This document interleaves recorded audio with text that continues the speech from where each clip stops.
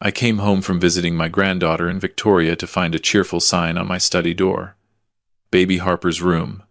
Do not disturb. It read, decorated with pastel elephants and stars.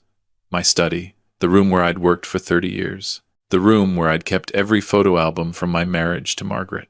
The room where I'd stored her ashes in a beautiful cherry wood urn on the mantel. I stood in the hallway of my own house, my suitcase still in my hand, staring at that sign. I could hear voices downstairs. My daughter Jessica, her husband Kyle, and someone else. A woman's voice I didn't recognize. I tried the door handle.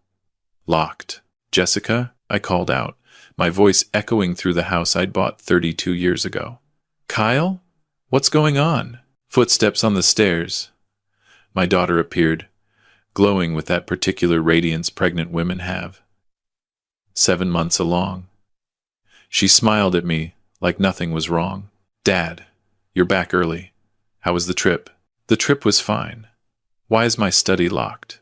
What's this sign? Her smile didn't waver. Oh, Dad, we have such exciting news. We finally got the nursery set up. I meant to call you, but it all happened so fast. Kyle's mum found the most adorable crib set at HomeSense, and we just had to get everything ready before I'm too far along to help. Kyle came up behind her, that easy salesman's smile on his face. Thomas, good to see you. Yeah, we figured since you barely use that room anymore, it made perfect sense. My mum's been helping us get everything organized. She's downstairs making tea if you want to say hello. I felt something cold settle in my stomach. Your mum is here? She's staying with us for a while, Jessica said quickly, just to help with the baby prep and everything. She's sleeping in the living room temporarily. It's all worked out perfectly. Where are my things? My voice came out quieter than I intended. Where's the desk? The filing cabinets? The photos? We moved everything to the basement, Kyle said, like this was the most reasonable thing in the world. Don't worry, we were careful. Well, mostly careful. Some of the boxes got a bit wet from that leak, but I'm sure nothing important got damaged. The leak. The basement had flooded slightly last winter. I'd had it fixed, but there was still moisture in one corner. They'd put my things there. My life's work. My memories. And Margaret's ashes? I asked. Jessica waved a hand. They're fine, Dad. They're downstairs too. Stop being so dramatic. Stop being so dramatic. About my dead wife's remains. I walked past them, down the stairs, through the living room where Kyle's mum had indeed set up a makeshift bedroom, complete with her own furniture that I'd never seen before. She was a large woman in her 60s, wearing a velour tracksuit, and she barely looked up from her phone as I passed. The basement stairs creaked under my feet. I'd meant to fix them. 30 years in this house, and there were always small things to fix. The basement was exactly as I feared. Boxes stacked haphazardly in the damp corner. I could see water stains on the cardboard. I opened the first one. Photos. The albums were warped. Some of the pictures stuck together. Margaret's face. Younger. Smiling at our wedding. Ruined. The second box. My financial records from my accounting practice. 30 years of files. Some of them still relevant for tax purposes. Damp. Moldy. The third box. And there, shoved between an old can of paint and a box of Christmas decorations, was the cherry wood urn, Margaret's ashes, treated like garbage, like something to get out of the way. I stood there in my damp basement, holding my wife's remains, and something shifted inside me. I'd been patient for 3 years. Jessica and Kyle had moved in temporarily after Margaret died, said they were saving for a house, said they just needed 6 months, then a year, then 2. I'd told myself I was helping them, that Margaret would have wanted me to support our daughter, but Margaret would never have tolerated this. I carefully carried the urn upstairs, past Kyle's mum, still scrolling on her phone in my living room, past my daughter and son-in-law, who were now discussing paint colors for the nursery. I went to my bedroom, the one room they hadn't invaded yet, and I set Margaret's ashes on my dresser where they belonged. Then I pulled out my phone and called Margaret Chen. No relation to my wife, just a coincidence of names. She'd been my friend since university, and now she was one of the best real estate lawyers in Vancouver. Margaret, it's Thomas. I need to evict my daughter. There was a pause. Are you certain? I found my wife's ashes in the basement next to paint cans. They converted my study into a nursery without asking. Kyle's mother has moved into my living room. Yes, I'm certain. I'll have the papers ready tomorrow morning. In British Columbia, you'll need to give them proper notice. Since they're family and haven't been paying rent, we'll file for a 30-day notice to end tenancy. Meet me at my office at 9. That night, I didn't sleep in my house. I went to a hotel. I couldn't bear to be there, to see Kyle's mum spread out in my living room, to see that cheerful sign on my study door. The next morning, I met Margaret at her office in downtown Vancouver. She had everything prepared. The notice to end tenancy, a list of my rights as a homeowner, contact information for locksmiths and storage facilities. You're doing the right thing, she said, sliding the papers across her desk. I've seen too many cases like this, adult children who take advantage of their parents' generosity. She's pregnant, I said. Everyone's going to think I'm a monster. You're not kicking her out on the street, Thomas. You're giving her 30 days to find alternative accommodation. That's more than fair, considering she's had 3 years rent-free. I signed the papers. Margaret arranged for a process server. By noon, Jessica and Kyle would have legal notice. I went back to my house. Their cars were both gone. Good. I had things to do. I called a locksmith. Had every lock in the house changed. Then I called a moving company. Had them bring boxes and packing materials. I spent the afternoon carefully packing every single thing that mattered to me. Photos, documents, Margaret's belongings, her jewelry, her books. I wasn't leaving anything in that basement to be destroyed by carelessness. I rented a storage unit and moved everything there. Every box, every file, every memory. If I was going to have a war, I was going to protect what mattered. By the time Jessica and Kyle got home at 6, I was sitting in the living room. Kyle's mum, Diane, had been there all day, watching her soaps, completely oblivious to the papers that had been taped to the front door. Dad, what is this? Jessica was holding the eviction notice, her face pale. You can't be serious. I'm entirely serious. Kyle was red-faced, aggressive. You can't evict us. We're family. Jessica's pregnant. For Christ's sake, you have 30 days, I said calmly. I suggest you start looking for apartments. But we don't have any money. Jessica's voice rose. We've been saving for a house. And there it was. The lie I'd suspected for months. Then I suggest you access those savings, I said. You've both been working full-time for 3 years. Jessica, you make $60,000 a year in marketing. Kyle, you're pulling in $70,000 as a sales manager. You've had no rent, no utilities, no property taxes. Where exactly has that money gone? They glanced at each other. Just a flicker, but I saw it. We have expenses, Kyle said. Show me the bank statements. You have no right. I have every right. This is my house. You're my tenants. Or rather, you were. Now you're people with 30 days to leave. Diane finally looked up from her show. Thomas, surely we can discuss this like adults. Jessica needs family support right now. I'm not talking to you, Diane. This doesn't concern you. Of course it concerns me. My son and his wife are about to find their own place to live. And so are you. Her mouth fell open. You can't evict me. I don't even live here. Then it should be easy for you to leave. I believe you have a condo in Burnaby that you're currently renting out for $2,400 a month. According to the rental listings. Anyway, dead silence. How did you? Diane started. I'm an accountant, Diane. Or I was. I'm very good at finding information. I'd spent the previous evening doing research. It had taken me less than an hour to find her property listing, to discover that she hadn't sold her condo at all. She'd rented it out for income while living rent-free in my house. Jessica was crying now. Dad, please. I'm pregnant. You can't do this to your grandchild. I'm not doing anything to my grandchild. I'm setting a boundary with my adult daughter who has taken advantage of my grief and my generosity for 3 years. Mum would be ashamed of you, she whispered. That was the wrong thing to say. I stood up, walked to my room, and came back with a photo album. One I'd rescued from the basement. I opened it to a specific page. Your mum, I said quietly, helped me set up a college fund for you when you were born. We saved for 18 years. When you graduated, there was $73,000 in that account. Do you remember what you did with it? Jessica looked away. You and Kyle took a 2-month trip to Europe. Then you bought a BMW. By the time you were 25, it was gone. Your mum sat you down and explained that you needed to learn financial responsibility. Do you remember what she said? Dad, she said, Jessica, I love you, but I will not enable you to ruin your life.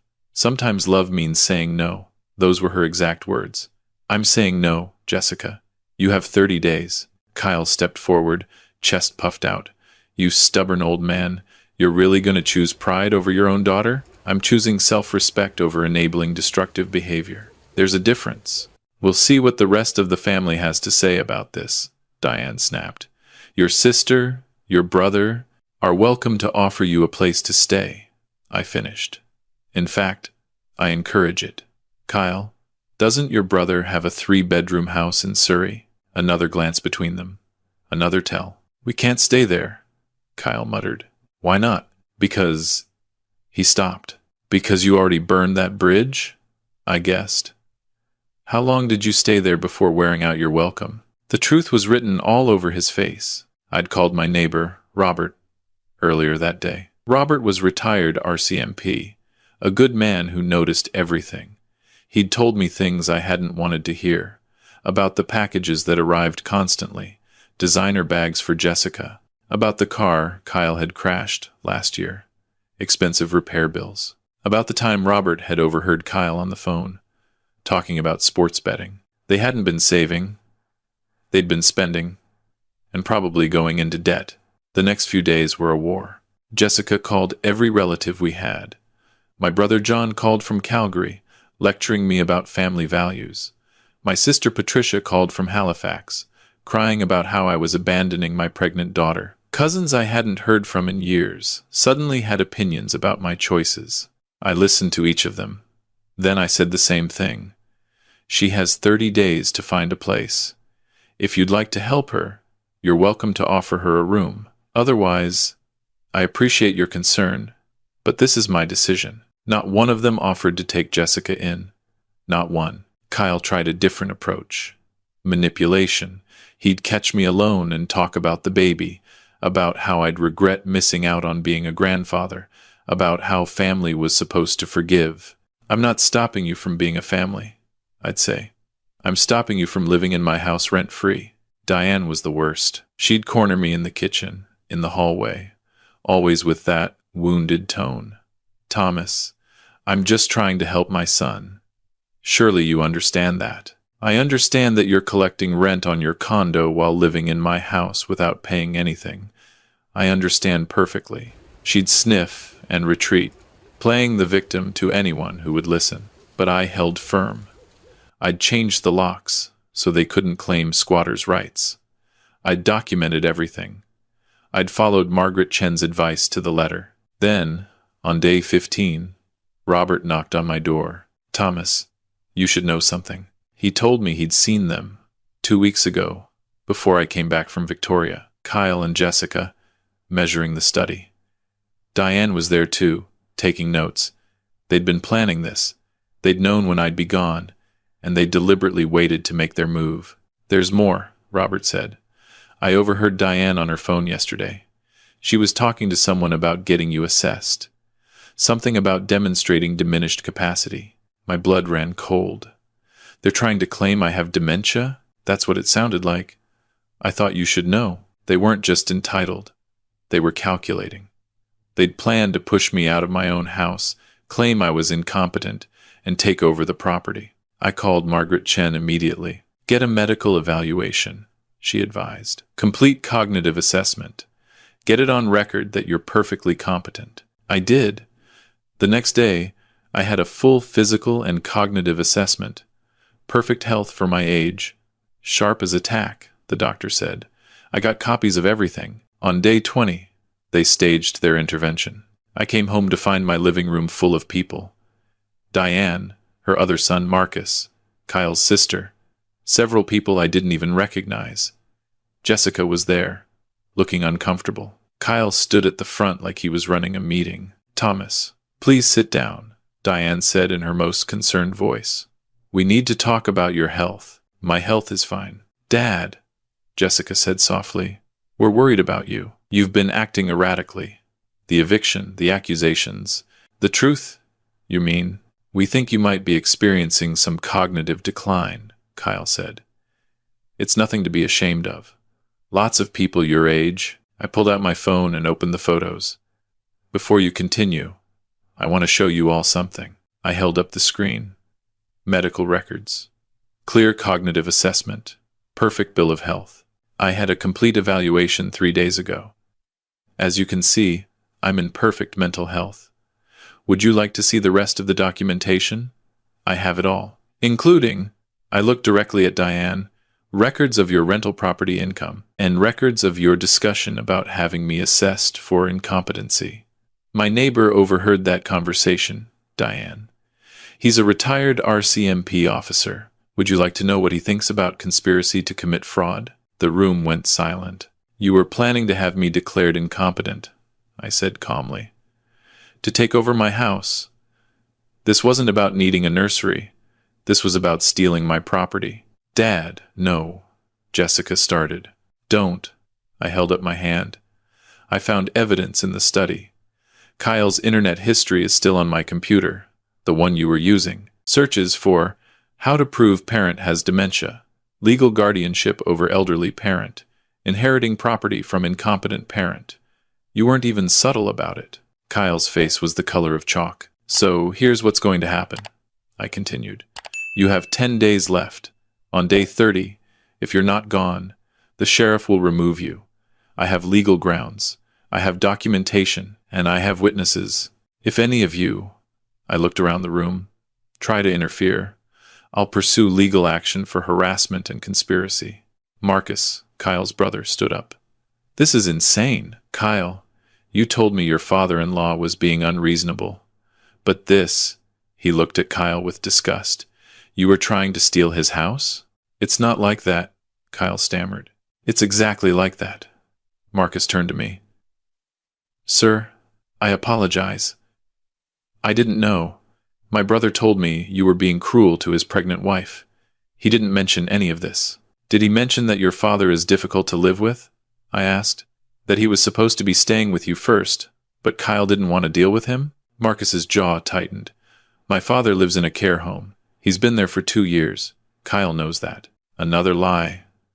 There was no father who needed a room. It had all been a story to justify taking over my house. Jessica was crying now, real tears. "I didn't know about the house thing." "Kyle, you said we were just borrowing the room until—" "Shut up, Jessica," Kyle snapped. And there it was, the real Kyle. Not the charming salesman, the man who'd been manipulating my daughter. "Everyone out," I said quietly. "Except Jessica. We need to talk." Diane started to protest, but Marcus took her arm. "Mum, let's go. We're done here." They filtered out, Diane throwing me venomous looks, Kyle trying to hang back until I physically walked him to the door. 10 days, I said. "And Jessica stays here. You're going to a hotel." "You can't." "I can. This is my house. You're not welcome in it anymore. If you come back without being invited, I'll call the police for trespassing." I closed the door in his face and locked it. The new locks, the ones he didn't have keys to. Jessica was on the couch, sobbing into her hands. I sat down across from her. "Did you know," I asked, "about the plan to have me declared incompetent?" She shook her head. "I swear, Dad, I knew Kyle wanted to stay here, but I thought it was just about the baby. About saving money." "Where's the money, Jessica?" "I don't know." She looked up at me, mascara running down her face. "I thought Kyle was handling our savings. He said he had it all invested. But last month I found credit card statements. We're $40,000 in debt, Dad." I confronted him, and he said it was temporary, that his commissions would cover it. But $40,000, on top of 3 years of free living. "You need to leave him," I said. "I'm 7 months pregnant." "I know, and I know that's terrifying. But Jessica, he was planning to steal my house. He's been lying to you about money. Do you really think he's going to change when the baby comes? She cried harder. I wanted to comfort her, to hug her like I did when she was little. But I also knew that enabling her, protecting her from consequences, was what had led us here. You can stay, I said finally, until the baby is born. But Kyle cannot. And you need to get a lawyer. Someone separate from him. You need to protect yourself and that baby. What about after the baby? We'll figure it out. But Jessica, you have to stand on your own feet. I'll help you, but I won't let you use me. Do you understand the difference? She nodded slowly. The next morning, Kyle showed up with his mum, both of them ready for another fight. I had the eviction notice, my medical records, and my phone ready to call the police. Jessica's staying, I told them. You're not. You have 9 days to remove your belongings. I'll have movers here on day 30 to put anything remaining on the curb. You can't keep my wife from me, Kyle blustered. I'm not. She can see you anywhere she wants. Just not here. This is illegal separation of a married couple. No, it's me exercising my property rights. Would you like me to call my lawyer and have her explain it to you? He wanted to fight. I could see it in his eyes. But Marcus had obviously talked to him, because he just grabbed a suitcase and left. Diane stayed behind. You're going to regret this, Thomas. When that baby is born, you'll realize what you've lost. What I've lost. Or what you've lost. Your plan to move into my house permanently didn't work out. Did it, Diane?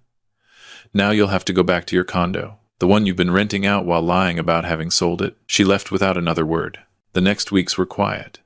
Jessica stayed. We didn't talk much, but I made sure she was eating, taking care of herself. She had doctor's appointments. I drove her to them. We were cordial, civil, not close, not yet. Kyle tried calling, tried showing up. Each time, I told him the same thing. You're not welcome here. On day 28, Jessica went into early labor.